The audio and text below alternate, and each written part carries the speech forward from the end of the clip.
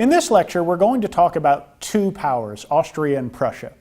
And I think to help frame this, what we're going to be talking about is the foundation of two powers that are going to matter more later in the course. It's not that they're unimportant during this time period, but in many ways what we're going to be discussing is the foundation of these states and laying the groundwork for some of the problems, some of the issues, some of the nature of these powers that's going to come into play later in our course.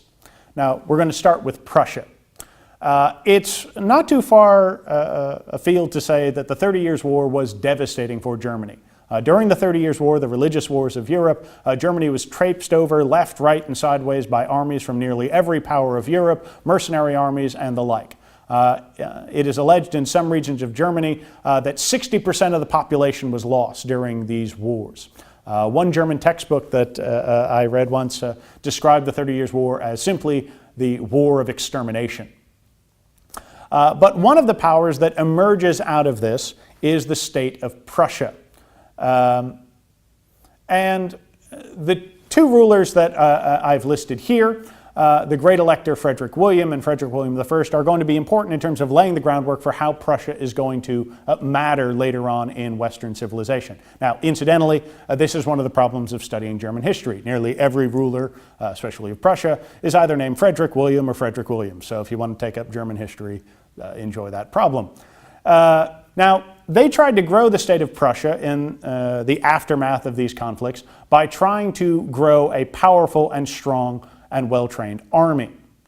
Now, they largely did this by creating, again, a state that was centralized and powerful enough to run and administer an army, but also by fusing the state with a group of nobles known as the Junkers, the aristocrats of the Prussian state. In many ways, this was a chance to domesticate the nobility. Rather than leaving the nobles to their own devices, they cut a deal, if you will, with the nobles. The Junkers were offered exemptions from taxes and given rights over their serfs. In return, they would serve as officers in this new army. And so what you have is a fusion of the state between the king and his nobles in the form of the army. A good example of this army growth is under Frederick William I, who could charitably be described as a miser. He built up his army, he built up the coffers of his state, and that's really important because when he dies, he's going to leave, bequeathed to his son, who will become known Frederick the Great, a well-stocked army, a well-provisioned army, a well-provisioned state, which Frederick the Great will use in a series of wars of his own. Turning to Austria, again, beginning with the 30 Years' War. Austria had taken the lead in trying to stamp out the heresy of Protestantism. The leader of Austria, Ferdinand II, was also Holy Roman Emperor and wanted to squelch Lutheranism in its cradle. But despite some early successes by Austrian forces, they were eventually forced to accept the reality of Lutheranism and Calvinism within the German lands in the Treaty of Westphalia. But if they were defeated by one religious enemy, it allowed them to focus on another religious enemy that they were fearful of and hated just as much, namely the Ottoman Empire. Now a little bit of background there. The Ottoman Empire had taken over the city of Constantinople in 1453 and thereafter had been a grave threat to the Austrians ever since. The Ottomans had pushed into the Balkans, had pushed into Hungary, and indeed had laid siege to the city of Vienna itself. And so the Austrians turned their attention to fighting this age-old enemy.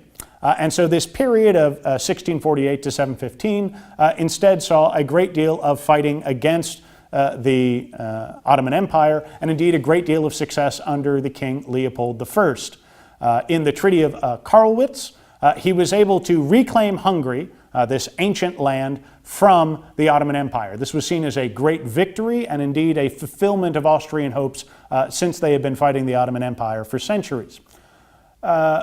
His successes against the Ottomans were also, and in this way this serves as a connection to one of our previous lectures, similar successes against France. One of the powers that joined many of those coalitions against Louis XIV and his wars was Leopold I. But if this period, again, saw the foundation of, say, the Prussian focus on the military as a representation of the state, so did the success of the Austrians prefigure some of the problems that were to come. The expansion into Hungary was a great success, but it also meant that Austria was going to start to face a common problem throughout its history.